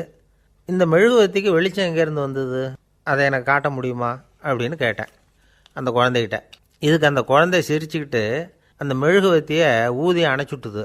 அதுக்கப்புறம் என்னை பார்த்து கேட்டுது, இப்போ இந்த மெழுகுவத்தியின் வெளிச்சம் போனதை பார்த்தீங்க இல்லையா, அது எங்கே போச்சுன்னு எனக்கு சொல்லுங்க அப்படின்னுது. அந்த குழந்தை இப்படி கேட்டதும் என்கிட்ட இருந்த ஆணவம் அழிஞ்சுட்டுது. நான் படித்ததெல்லாம் அந்த வினாடியில் சுக்கு நூறாக போட்டுது. என்னுடைய முட்டாள்தனத்தை நான் உணர்ந்தேன் அப்படின்னு இவ்வளவும் அந்த ஞானி விவரமாக சொன்னாராம். அதனால் நாம் இன்னார்கிட்டே இருந்து தான் இதை கற்றுக்கணுங்கிறது இல்லை, யாருக்கிட்டே இருந்தும் எதையும் கற்றுக்கலாம். நம்மால் ஒருத்தன் ஒரு நாய் வளர்த்துக்கிட்டு இருந்தான். அந்த நாய்க்கு வால் கிடையாது. யாரோ ஏற்கனவே வெட்டி எடுத்துட்டாங்க. இந்த நாய் தான் சார் எனக்கு குரு, அதுக்கிட்டே இருந்து கூட நான் பாடம் கற்றுக்கிட்டு இருக்கிறேன் அப்படின்னா. அப்படி என்ன கற்றுக்கிட்டேன் அந்த வால் இல்லாத நாய்கிட்டே இருந்து அப்படின்னு கேட்டோம். நாம் யாருக்கிட்டேயும் வாலாட்டக்கூடாது அப்படிங்கிற பாடத்தை அதுக்கிட்டே இருந்து தான் நான் கற்றுக்கிட்டேன் அப்படின்னா. ஒரே ஒரு ஊரில் ஒரு பாதிரியார் இருந்தார். ரொம்ப நாள் சந்தோஷமாக வாழ்ந்தார். ஒரு நாள் அவர் மடத்து சமையல் அறையில் பாத்திரங்களை கழுவி துலக்கி சுத்தப்படுத்திக்கிட்டு இருந்தார். அந்த சமயத்தில் ஒரு தேவதூதன் அவர் முன்னாடி வந்து நின்னான். இவர் நிமிர்ந்து பார்த்தார். ஆண்டவர் என்னை உங்ககிட்ட அனுப்பியிருக்கிறார், பரலோகத்தில் வாசம் செய்யறதுக்கு உங்களுக்கு நேரம் வந்துட்டுது அப்படின்னு நான் அந்த ஆள். ஆண்டவருக்கு என்னோட ஞாபகம் வந்ததுக்கு நன்றி. ஆனாலும் இப்போ இங்கே நீயே பாரு, எவ்வளவு பாண்டங்கள் பாக்கி இருக்குது, இவ்வளவையும் நான் சுத்தப்படுத்த வேண்டியிருக்கு. நான் நன்றி கெட்டவனாக இருக்க விரும்பலை. இந்த பணியை முடிக்கிற வரைக்கும் என்னுடைய பரலோக வாழ்வை தள்ளி வைக்க முடியுமா, நீ என்ன நினைக்கிற அப்படின்னு கேட்டார். தேவதூதன் தனக்கே உரிய விவேகத்தோட அன்போட பாதிரியாரை பார்த்தான். சரி, என்ன செய்யலாம்ங்கிறத அப்புறம் சொல்கிறேன் அப்படின்னு சொல்லிவிட்டு புறப்பட்டு போயிட்டான். ஒரு நாள் அந்த பாதிரியார் தோட்டத்தில் உள்ள களைகளையெல்லாம் ஒரு களை கொத்தியால் கொத்தி களை எடுத்துக்கிட்டு இருக்கிறார். அந்த சமயத்தில் இந்த தேவதூதன் மறுபடியும் அவர் முன்னாடி நிற்கிறான். பாதிரியார் பார்த்தார். இதை பாரு, இந்த தோட்டம் பூராவும் எவ்வளவு களை மண்டி கிடக்கு, பரலோகம் கொஞ்ச காலம் எனக்காக பொறுத்திருக்கலாம்னு நீ நினைக்கிறியா அப்படின்னு கேட்டார். தேவதூதன் சிரிச்சுக்கிட்டே மறுபடியும் மறைஞ்சிட்டான். மறுபடியும் அவர் களை எடுக்கிறது, தானிய களஞ்சியத்துக்கு வர்ணம் பூசுறது, இப்படிப்பட்ட வேலைகளில் ஈடுபட்டிருக்கார். இன்னொரு நாள் ஒரு மருத்துவமனையில் நோயாளிகளை கவனிச்சிக்கிட்டு ரொம்ப தீவிரமாக இருக்கிறார் அந்த பாதிரியார். ஒரு நோயாளியோட தாகத்துக்கு தண்ணீர் கொடுத்துட்டு நிமிர்ந்து பார்க்குறப்போ தேவதூதன் மறுபடியும் அவர் முன்னாடி நிற்கிறான். இந்த தடவை பாதிரியார் தன்னலமற்றவராக பேரன்பை காட்டக்கூடிய வகையில் தன்னுடைய 2 கைகளையும் உயர்த்தியபடி தேவதூதனின் கவனத்தை பிணியால் வாடக்கூடிய நோயாளிகளின் பக்கம் திருப்பினாராம். தேவதூதன் ஒன்றும் சொல்லலை, மறைஞ்சிட்டான். அன்னைக்கு சாயந்தரம் பாதிரியார் மடத்தில் உள்ள தன்னுடைய அறைக்கு போய் இளைப்பாறினார். யோசித்து பார்த்தார். தேவதூதனையும் தேவதூதனின் விருப்பத்தையும் பல நாள் தள்ளி போட்டு வந்ததையும் அவர் ரொம்ப நினச்சி பார்த்தார். திடீர்னு தான் முதுமை அடைகிறதையும் சோர்வு அடைகிறதையும் உணர்ந்தார். ஆண்டவரை நினச்சார். ஆண்டவரே, உம்முடைய தூதனை மறுபடியும் என்கிட்ட அனுப்புனா நான் சந்திக்கிறதுக்கு ஆவலாக இருக்கேன் அப்படின்னு சொல்கிறப்பவே தேவதூதன் பக்கத்தில் நின்னான். பாதிரியார் நிமிர்ந்து பார்த்தார். நீ இப்போவே என்னை அழைச்சிக்கிட்டு போக விரும்பினா நான் பரலோகத்துக்கு வர்றதுக்கு தயாராக இருக்கேன்னார். தேவதூதன் அந்த பாதிரியாரை அன்போடவும் விவேகத்தோடவும் பார்த்து, நீங்கள் என் கூட பரலோகத்துக்கு வர்ற தயாராக இருக்கிறதா சொல்கிறீங்க, ஆனால் நீங்கள் இது வரைக்கும் வேறு எங்கே இருந்ததா நினைக்கிறீங்க அப்படின்னானா. அப்படின்னா இது வரைக்கும் இருந்த இடம்தான் பரலோகம் அப்படிங்கிறத உணர்த்தியிருக்கிறான். பரலோகம்னா என்னென்னு புரிஞ்சுக்கிறதுக்கு இந்த சம்பவம் நமக்கு உதவியாக இருக்குது. தொண்டு செய்கிறத விட பெரிய செயல் வேறு எதுவும் இருக்க முடியாது. அது நம்ம மனசுக்கு கொடுக்குற சுகத்தை வேறு எதுவும் கொடுக்க முடியாது. நாம் தொண்டு செய்கிற இடம் தான் அந்த புண்ணிய இடம். ஆனால் இந்த காலத்துல எல்லாம் நாம் தொண்டு செய்யணும்னு நினச்சி ஏதாவது ஆரம்பித்தா கூட அதை ஒரு மாதிரியாக சுற்றி நின்று வேடிக்கை பார்க்க ஆரம்பிச்சிடுறாங்க. ஒரு பெரியவர் அப்படி தான் ஒரு தொண்டு செஞ்சுக்கிட்டு இருந்தார். ஒரு கோவில் கட்டிக்கிட்டு இருந்தாங்க. அதில் ஒரு இடத்துல ஒரு பலகையை வச்சு ஆணி அடிக்கிற வேலையை செஞ்சுக்கிட்டு இருந்தார் அந்த பெரியவர். ஒரு சின்ன பையன் அதை ரொம்ப ஊக்கமாக அக்கறையாக கவனிச்சிக்கிட்டு இருந்தான். பெரியவர் இதை கவனித்தார். என்னப்பா பார்க்குற, உனக்கும் இது மாதிரி தொண்டு செய்யணும்னு ஆசையாக இருக்கா அப்படின்னு கேட்டார். அதுக்கு அந்த பையன் சொல்கிறான், அப்படி இல்லைங்க, நீங்கள் ஆணி அடிக்கிறப்போ கையில் சுத்தியால் அடிச்சுக்கிட்டா எப்படி துடிப்பீங்க, எப்படி கத்துவீங்கன்னு தெரிஞ்சுக்கிறதுக்காக அதை பார்க்கணும்னு ஆசை, அதுக்காக தான் காத்துக்கிட்டு இருக்கேன் அப்படின்னு நானும். ஒரு அம்மா, அவங்களுக்கு 35 வயசு இருக்கும். குடும்பத்தில் எந்த கஷ்டமும் இல்லை. இருந்தாலும் காரணம் இல்லாமல் பிள்ளைங்க பேரில் கோவப்படுறது, எரிஞ்சு விழுறது அவங்க வழக்கம். பிள்ளைங்க அழும். உடனே அவங்க மனசும் சங்கடப்படும். இன்னொரு அம்மா, நல்ல வேலையில் இருக்கிறவங்க, வாரத்துக்கு ஒரு தடவையாவது தலைவலி வந்துடும். இவங்களுக்கெல்லாம் உடம்புல எந்த கோளாறும் இல்லை, மனசு மட்டும் சரியாக இருக்காது. தூக்க மாத்திரை கையில் வச்சுருப்பாங்க.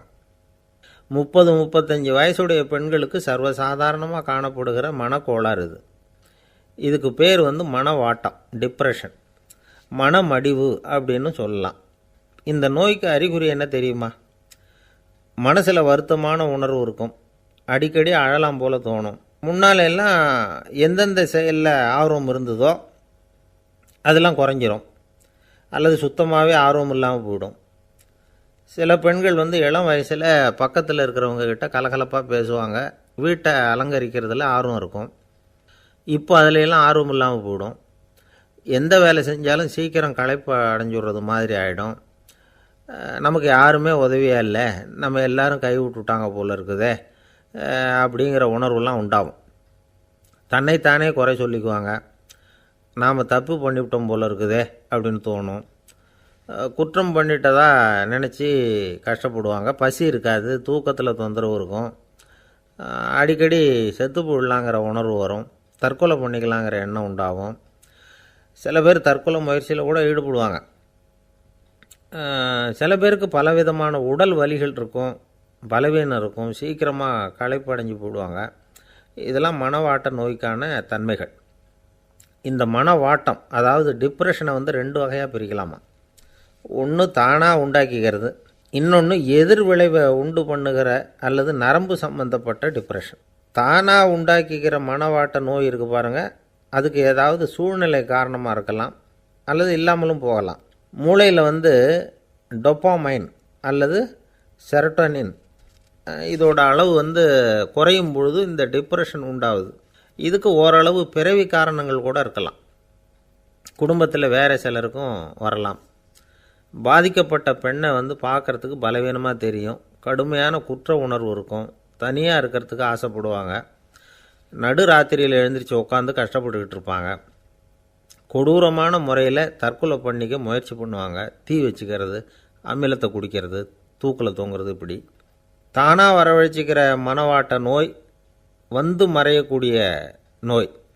ஒரு தடவை வந்தால் 3லேருந்து 6 மாதம் வரைக்கும் நீடிக்கும். இடைப்பட்ட காலங்களில் நோயாளி இயல்பாக இருப்பார். எதிர் விளைவை உண்டு பண்ணுகிற அல்லது நரம்பு சம்பந்தப்பட்ட மனவாட்ட நோய் எப்படின்னா, கணவன் மனைவி, மாமியார் மருமகள், இப்படிப்பட்ட உறவு முறை பிரச்சனைகள், தோல்விகள், எரிச்சல்கள், ஆஃபீஸு பிரச்சனை, இப்படிப்பட்ட சூழ்நிலையால் உண்டாகிறது. எல்லாத்துக்கும் மருந்து இருக்குது, மார்க்கம் இருக்குது, கவலைப்பட வேண்டியதில்லை, தைரியமாக இருக்கணும். உளவியல் மருத்துவம் இதுக்கு ரொம்ப உபயோகமாக இருக்கும். சில பெண்களை பாருங்கள், அவங்க எதுக்கும் அலட்டிக்கிறது இல்லை. ஒரு அம்மா அப்படி தான் தன்னுடைய கணவனை அழைச்சிக்கிட்டு ஒரு மனநோய் மருத்துவர்கிட்ட வந்தாங்க. டாக்டர், எங்கள் வீட்டுக்காரர் திடீர்னு ஒரு மாதிரி ஆயிட்டார், வித்தியாசமாக நடந்துக்கிறார். எப்படின்னா, இவர் தன்னையே ஒரு ஒட்டடை குச்சியாக நினச்சிக்கிட்டு இருக்கிறார். அப்படி நினச்சிக்கிட்டு தன்னுடைய தலையாலேயே வீட்டில் உள்ள ஒட்டடையெல்லாம் தொடச்சிக்கிட்டு இருக்கிறார் அப்படின்னாங்க. எவ்வளவு நாளாக அப்படி இருக்குதுன்னு கேட்டார் டாக்டர். 1 வாரமாக அப்படி இருக்குது அப்படின்னாங்க அந்த அம்மா. அப்படின்னா முன்னாடியே ஏன் அழைச்சிட்டு வரல அப்படின்னு கேட்டார் டாக்டர். வீடு பூரா சுத்தமாகட்டுமேனு பார்த்துக்கிட்டு இருந்தேன் டாக்டர் அப்படின்னாங்களாம் அந்த அம்மா. ஒரு காடு, அங்கே புத்தர் அவர் பாட்டுக்கு நடந்து போய்கிட்டே இருக்கிறார். அவருக்கு பின்னாடி ஒரு குரங்கு, அதுவும் தொடர்ந்து வந்துக்கிட்டே இருக்குது. புத்தர் திரும்பி பார்த்தார். குரங்கு அப்படியே குதித்து உயர எழும்பி ஒரு கிளையில் போய் உக்காந்துது. ஏன் இப்படி பண்ணுறேன்னு கேட்டார் புத்தர். என்னை சாதாரணமாக நினைக்க வேணாம், நான் மகாமந்தி, என்னால் எல்லாம் முடியும், முடியாதுங்கிற வார்த்தையே என்னுடைய அகராதியில் கிடையாது, என்ன வேணும்னாலும் செய்வேன் அப்படின்னுது. அப்படின்னா ஒரு பந்தயம் வச்சுக்கலாமான்னார் இவர். ஓ வச்சுக்கலாமேன்னுது. வேறு ஒன்றும் இல்லை, இப்போ நீ மேலே எழும்பி அந்த கிளையில் உட்காந்தது மாதிரி அங்கேருந்து தாவி என் உள்ளங்கையில் உட்காரணும், அவ்வளவுதான் அப்படின்னார். அப்படி உட்காந்துட்டா என்ன பரிசு அப்படின்னு கேட்டது அது. சொர்க்கத்தில் இருக்கிற மாமன்னன் மரகத சக்கரவர்த்தியை என்னோட இருக்கும்படியாக கூப்பிட்டுக்கிறேன். அந்த சமயத்தில் அவருடைய அரியணை அங்கே காலியாகிடும், நீ அதில் போய் உட்காந்துக்கலாம். பந்தயத்தில் தோத்துட்டா ஒரு கல்ப காலம் இந்த பூமியில் வாழ வேண்டியிருக்கும், அதுக்கு பிறகு தான் என்கிட்ட வர முடியும், என்ன சொல்கிற அப்படின்னார். குரங்குக்கு தாவறது ஒரு பெரிய காரியமா? இது எனக்கு ரொம்ப சாதாரண விஷயம், என்ன இப்போவே தாவட்டுமா அப்படின்னுது. சரின்னு சொல்லி உள்ளங்கையை நீட்டினார். அவருடைய கை தாமரை இலை அளவுக்கு அப்படியே விரிஞ்சுது. குரங்கு சௌகரியமாக உட்கார்றதுக்காக. குரங்கு தாவறதுக்கு தயாராச்சு. அதுக்கு முன்னாடி ஒரு சின்ன யோசனை அதுக்கு. இந்த கிளையிலேருந்து அந்த கைக்கு தாவறது எனக்கு ரொம்ப அற்பமான ஒரு வேலை, இது ரொம்ப சாதாரணம், என்னுடைய கௌரவத்துக்கு இது சரியாக இருக்காது. அதனால் நான் என்ன பண்ண போகிறேன்னா, இங்கேருந்து கிளையிலேருந்து அப்படியே உயர எழும்ப போகிறேன்.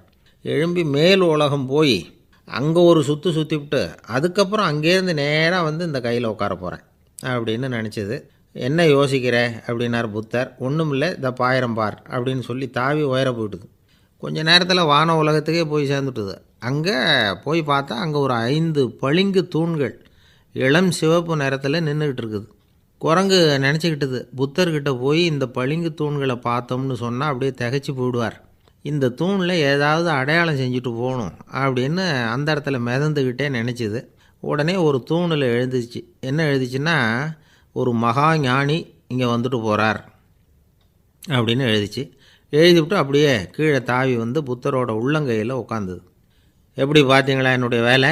வான உலகத்துக்கே போய் அங்கே இருக்கிற 5 பளிங்கு தூண்களை பார்த்துட்டு அதில் நான் வந்த விவரத்தை எழுதி வச்சுட்டு அதுக்கப்புறம் இங்கே வந்திருக்கிறேன் அப்படின்னுது ரொம்ப பெருமையாக. அப்படியா அப்படின்னார் புத்தர். ஆமாம், சந்தேகமாக இருந்தால் வாங்க, அழைச்சிட்டு போய் காட்டுறேன் அப்படின்னுது அந்த குரங்கு.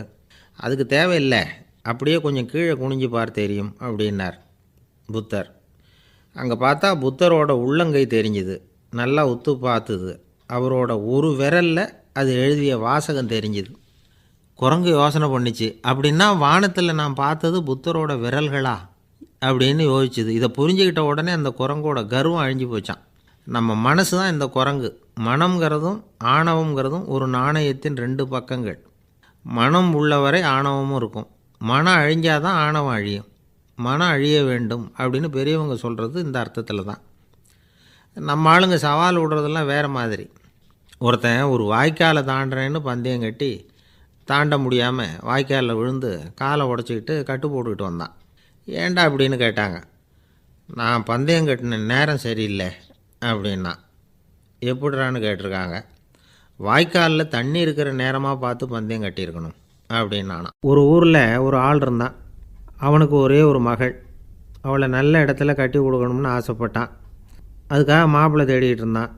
அவன் கொஞ்சம் வசதியான ஆள், அதனால் நிறைய பேர் வந்தாங்க. இருந்தாலும் ஒரு நல்ல குணமுள்ள மாப்பிள்ளையாக இருக்கணும் அவன் எதிர்பார்த்தான்.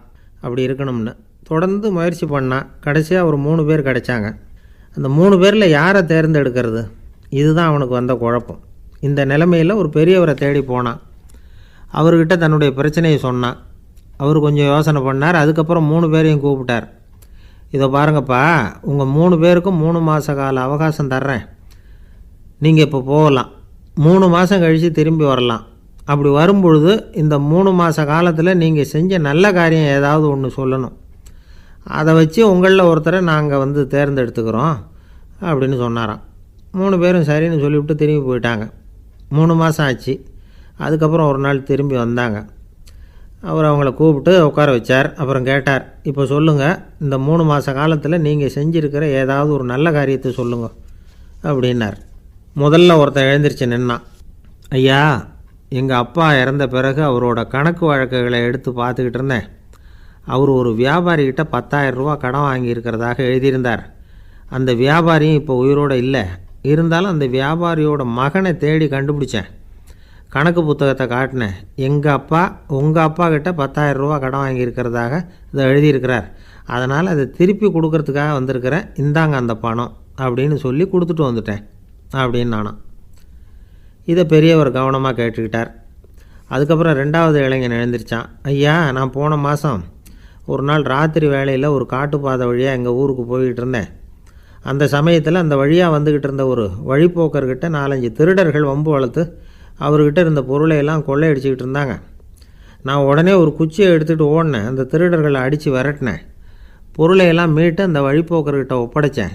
அவரை பத்திரமா அழைச்சிட்டு போய் அவர் வீட்டில் விட்டுட்டு வந்தேன் அப்படின்னு நானும். இதையும் பெரியவர் கவனமாக கேட்டுக்கிட்டார்.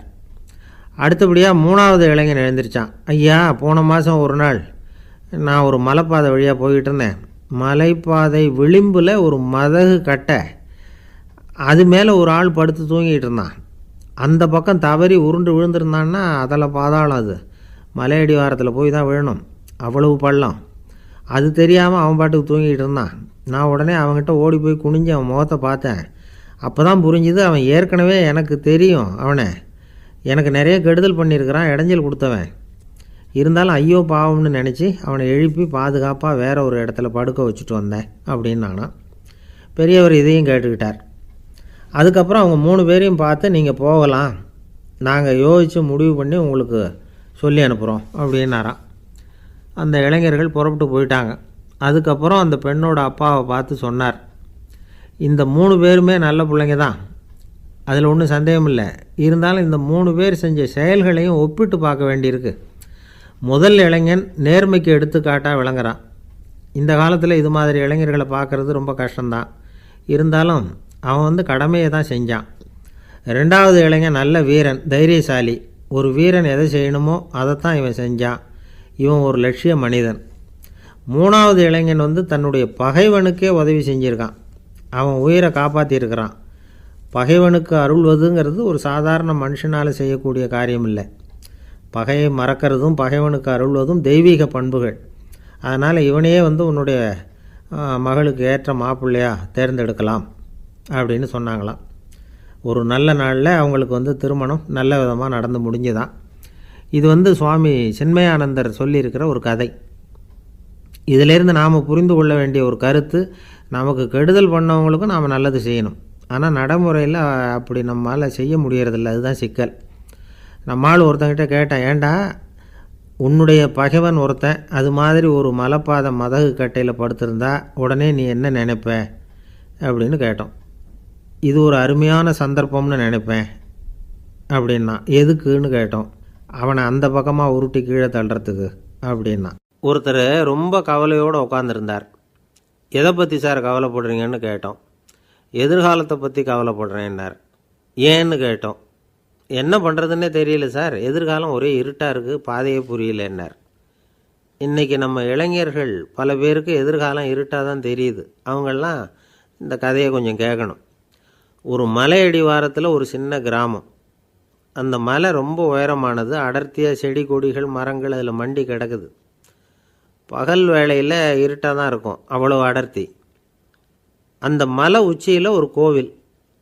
நாள் ராத்திரியே புறப்பட்டால் தான் காலையில் அந்த கோயிலுக்கு போய் சேர முடியும். கிராமத்து இளைஞன் ஒருத்தன் அந்த மலை உச்சிக்கு போக வேண்டியிருந்தது. கையில் ஒரு விளக்கை எடுத்துக்கிட்டு நாள் ராத்திரியே புறப்பட்டான். புறப்பட்டு போனவன் கிராமத்து எல்லையிலேயே நின்றுட்டான். ஏன் தெரியுமா? அவன் கையில் இருந்த விளக்கோட வெளிச்சம் 10 அடி தூரத்துக்கு தான் தெரியுது. அது வரைக்கும் தான் பாதை தெளிவாக இருக்குது. அதுக்கு அப்பாலெல்லாம் ஒரே இருட்டாக இருக்குது, பாதை புரியல. இவன் யோசனை பண்ணி பார்த்தான். மனசுக்குள்ளே ஒரு சந்தேகம். 10 அடி தூரம் தானே வெளிச்சம் தெரியுது, அப்படின்னா நாம் 10 அடி தூரம் தானே போக முடியும். அதுக்கும் அந்தாண்ட ஒரே இருட்டாக இருக்குதே, அதில் எப்படி நாம் நடந்து போகிறது? நாம் ரொம்ப தூரம் நடந்து போய் ஆகணுமே. அப்படிப்பட்ட நினப்பெல்லாம் அவனுக்கு வந்துவிட்டுது. இதுதான் அவன் மனசில் ஏற்பட்ட தயக்கம். இப்படி யோசிச்சுக்கிட்டே அந்த இளம் ஆசாமி புறப்பட்ட இடத்துலையே நின்றுக்கிட்டு இருக்கிறான். அந்த சமயத்தில் ஒரு வயசான பெரியவர் அந்த பக்கமாக வந்தார். அவர் கையில் இதை விட சின்னதாக ஒரு விளக்கு வச்சுருந்தார். அது எப்படின்னா, அது ஒரு 5 அடி தூரத்துக்கு தான் வெளிச்சம் காட்டுது. அவ்வளவு சின்ன விளக்கு. அவரும் மலை உச்சிக்கு போகிறதுக்காக தான் வந்துக்கிட்டு இருக்கிறார். அவரை பார்த்து இவன் கேட்டான், என்ன பெரியவரே, இவ்வளவு சின்ன விளக்க வச்சுக்கிட்டு அவ்வளவு தூரத்துக்கு எப்படி மலையேற போகிறீங்க அப்படின்னு கேட்டான். நீ ஏன் இப்படி தயங்கிட்டே நிற்கிறேன்னு கேட்டார் பெரியவர். என்கிட்ட இருக்கிற விளக்கு 10 அடி தூரத்துக்கு தான் பாதையை காட்டுதுன்னா. இப்போ பெரியவர் சொன்னார், தம்பி, உன் கையில் இருக்கிற விளக்கு கொடுக்குற வெளிச்சத்தை வச்சு நீ முதல்ல 10 அடி தூரம் முன்னாடி போ. 10வது அடியில் போய் நின்றுக்கிட்டு பாரு, மறுபடியும் ஒரு 10 அடி தூரத்துக்கு பாதை தெரியும். இப்படி உன் கையில் இருக்கிற விளக்கு தொடர்ந்து வெளிச்சம் காட்டிக்கிட்டே இருக்கும். நீ முன்னேற முன்னேற அந்த வெளிச்சமும் முன்னேறும். அதனால் எத்தனை கிலோமீட்டர் தூரம் வேணும்னாலும் நீ இந்த 10 அடி தூரம் வெளிச்சத்தை வச்சுக்கிட்டே நீ போயிடலாம், புறப்படு அப்படின்னார். இப்போ தான் அந்த பெரியவர் சொன்னது இளைஞனுக்கு பளிச்சுன்னு புரிஞ்சுதான். உடனே உற்சாகமாக புறப்பட்டான், உச்சிக்கு போய் சேர்ந்தான். இந்த கதையிலேருந்து நாம் புரிஞ்சிக்க வேண்டியது என்ன தெரியுமா? நீண்ட கால திட்டம் ஒன்று போடும் பொழுது நமக்கு முன்னாடி இருக்கிறத மறந்துட்டு மனசை போட்டு குழப்பிக்கக்கூடாது. உங்கள் கையில் என்ன இருக்கோ அதுலேயே உங்கள் எதிர்காலம் மறைஞ்சிருக்குது. கண் முன்னாடி தெரியறத வச்சு ஆரம்பிங்க, போக போக வழி தானாக புலப்படும் அப்படிங்கிறார் ஒரு பெரியவர். பெரிய பயணங்களையெல்லாம் இப்படி தான் நடத்த வேண்டியிருக்கும். ஒவ்வொரு அடியாக எடுத்து வச்சா ஓடி போய் சேர்ந்து விடலாம். மலைச்சி போய் நின்றுட்டா நின்றுக்கிட்டே இருக்க வேண்டியது தான். நம்ம ஆள்லாம் ரொம்ப